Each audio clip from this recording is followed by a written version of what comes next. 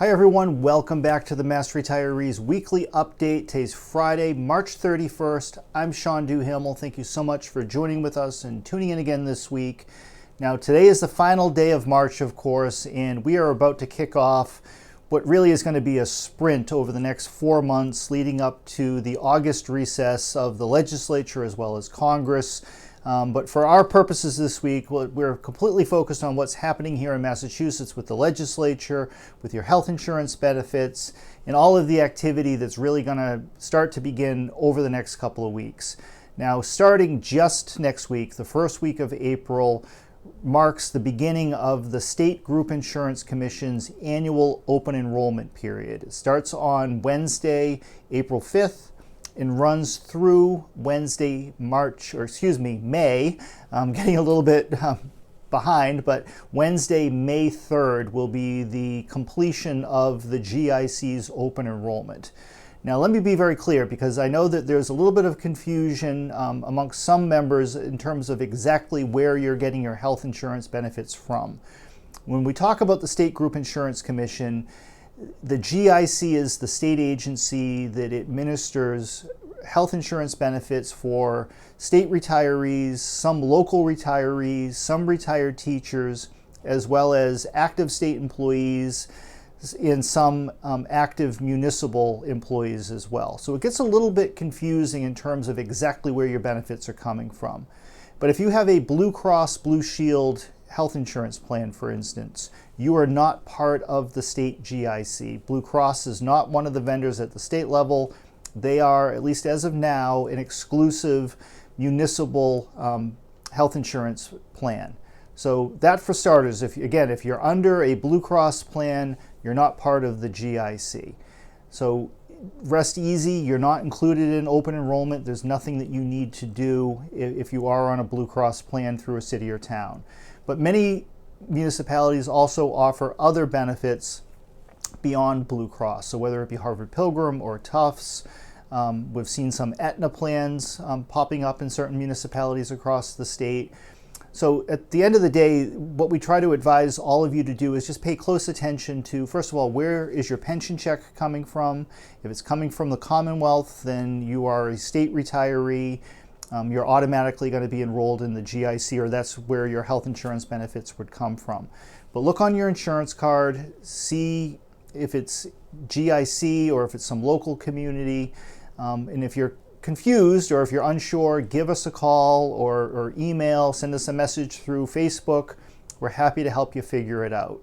Now, if you are enrolled through the GIC, these next 5 weeks will be your annual opportunity, if you choose to switch insurance plans, whether it be the health insurance plan, the retiree dental plan that you have access to.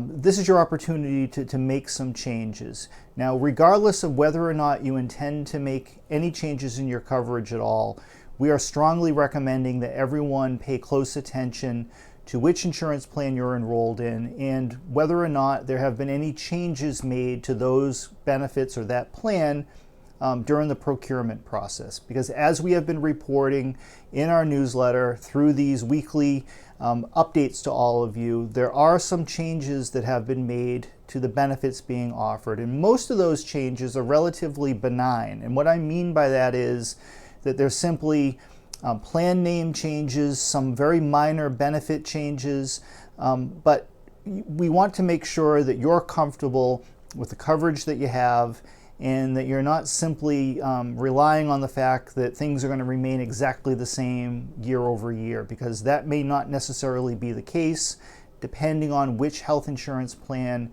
you're enrolled in. Now, the really good news is that we know that the majority of our members are enrolled through a Medicare plan. And if you're on the GIC, the most popular Medicare plan, of course, is the Unicare Medicare Extension Plan, what is now known as the OME plan, the Optional Medicare Extension. The optional part of the name is being dropped going forward, so it's now going to simply be known as the Unicare Medicare Extension Plan. That provides nationwide coverage to all Medicare enrollees who are part of the plan. It doesn't matter if you live here in Massachusetts or in Florida or Arizona or California or Hawaii or even overseas somewhere in a foreign country. If you're on the OME plan, there's no need for you to make any changes. You're fully covered. That has not changed at all. However, out-of-state retirees or retirees living and are legal residents of a state outside of New England, you are required to change plans. Right now, you are insured through the Unicare Basic Plan, the indemnity plan. That coverage is now going to be taken over by Harvard Pilgrim in their Access America plan, and that change will take place on July 1st. There's nothing that you necessarily need to do, because if you live outside of New England and you're a legal resident outside of New England, you only have one option of which insurance plan to choose from, and going forward, at least in the immediate future, it will be the Harvard Pilgrim Access America plan. And the good news is, even though there's a bit of upheaval that takes place anytime benefits change, and in a perfect world would like to see all of this stay the same all the time, because change when it comes to healthcare can be confusing and it can be scary and it provokes anxiety. We all know that. But in this case, the good news is that the monthly premiums under the Harvard Pilgrim plan are going to be a little bit less than what you've been paying under the Unicare Basic Plan if you're an out-of-state retiree. Now, in addition to the information that's being mailed to you by the GIC, and if you're an enrollee in the GIC, by now, by the time you watch this, you should have received at least some initial information from the Group Insurance Commission about what the benefits are going to look like going forward and what your options are during open enrollment.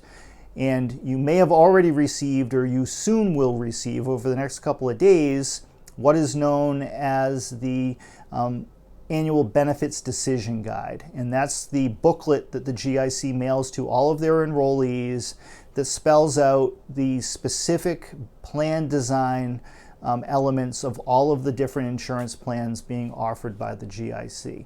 So you should have already received that by now, or you will over the next couple of days.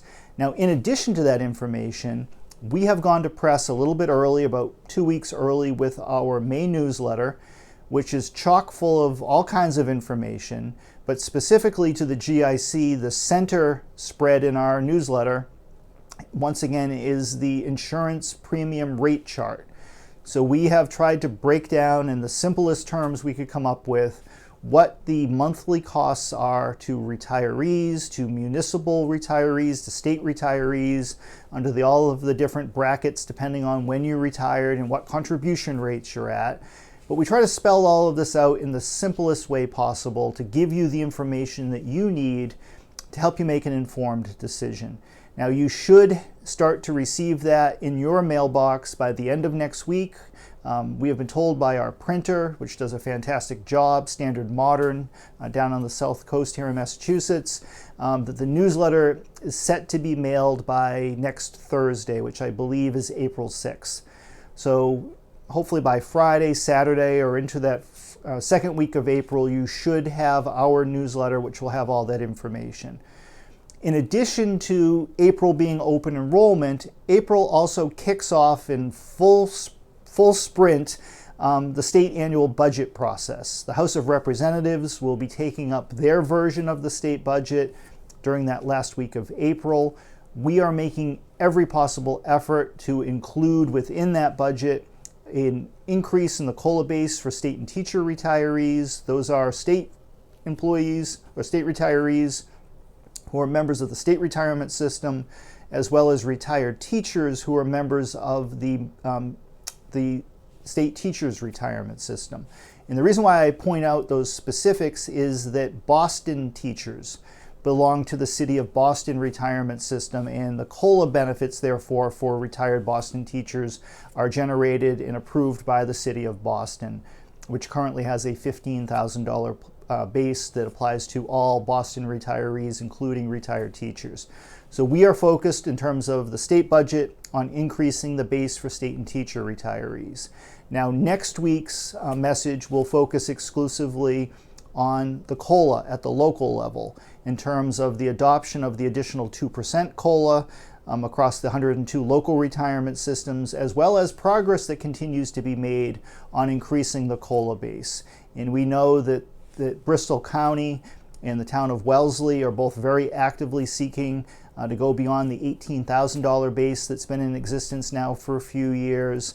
And we're hoping to have some news for all of you pretty soon on the activities in both of those localities, in addition to a full report, like I said, on everyone who has either adopted the 2% COLA or that it's in the process of being adopted. We made some fantastic progress throughout the month of March. I have to thank those local retirement board members who have been going above and beyond to try to get this adopted at the local level and provide a little bit of additional help to their local retirees. Now, the final thing I want to mention is that April also kicks off our annual Political Action Committee drive. As you might know, Mass Retirees has its own Political Action Committee. It's the Public Retirees Political Action Committee, or PAC. We simply refer to it as our PAC. It is the political arm of our association. It is absolutely vital to the operations of Mass Retirees. Now, donations to the PAC are completely voluntary. However, the majority of our members very generously contribute to the PAC. Over the past couple of years, the average contribution has come in around $25, or last year was just slightly above $25, and we greatly appreciate your participation and most of all your generosity when it comes to our association and the Political Action Committee. Now, in terms of what we use the PAC for, so in addition to making political contributions to candidates here in Massachusetts and at the state and local level, as well as supporting candidates for re-election who we have endorsed, the PAC also helps to fund all of our area meetings, our teletown hall events, different educational forums and policy advertising we do to inform our members and the general public of the important issues like the COLA that we're working on your behalf. So there's a lot of things that the PAC is used for, but it's all done exclusively here in Massachusetts. Our PAC is a state PAC. It is not a federal PAC. The funds in that PAC and the money that we're raising for it could not be used at the federal level. So we can't make federal campaign contributions. We cannot endorse and support federal candidates utilizing the PAC. It is strictly for use here in Massachusetts at both the state as well as at the local level. In addition, the PAC is very heavily regulated by the state of Massachusetts. There is a separate regulatory division within state government known as the Office of Campaign and Political Finance that oversees and regulates and scrutinizes every contribution, every expenditure made by the PAC, and every political campaign activity that involves money here in Massachusetts. OCPF, as what it's known as, oversees all of that. So there's a lot of scrutiny and regulation that goes into this, and for good reason. So for those of you who have chosen to participate in supporting the PAC again this year, I want to thank you in advance, first of all, for your generosity, for the support that you give our association, and in helping us to fully represent your interests, both in terms of the association side of things as well as the political side of things. And really, things go hand in hand from both different entities. Going all the way back to 1968, when our association was founded, the folks who set up this association and got us off the ground made a very specific choice that Mass Retirees would be a politically active and a politically engaged organization. As a matter of fact, that virtually every benefit that we have been successful in obtaining for retirees over the past 55 years comes as a direct result of the political process here in Massachusetts. There's just no way to escape that reality. That's the way things operate. These are political decisions that are being made in terms of the legislation that we file and increasing COLA bases. And our Political Action Committee really helps us to best represent your interests and to give retirees a strong voice and an equal shot at giving you peace of mind as a public retiree. So with that, I'm going to sign off for this week. We will be back to you again next week with a full report on the local COLA. If you have any questions about your health insurance benefits, particularly if you're a state retiree looking at open enrollment, feel free to reach out to myself or any member of our team, Cheryl Stillman, who's our insurance coordinator. We can't tell you which insurance plan to take, but we can help you navigate the process and make sense of it all. So with that, thank you so much for tuning in again this week, and we will talk to you again soon. Take care, everybody. Bye-bye.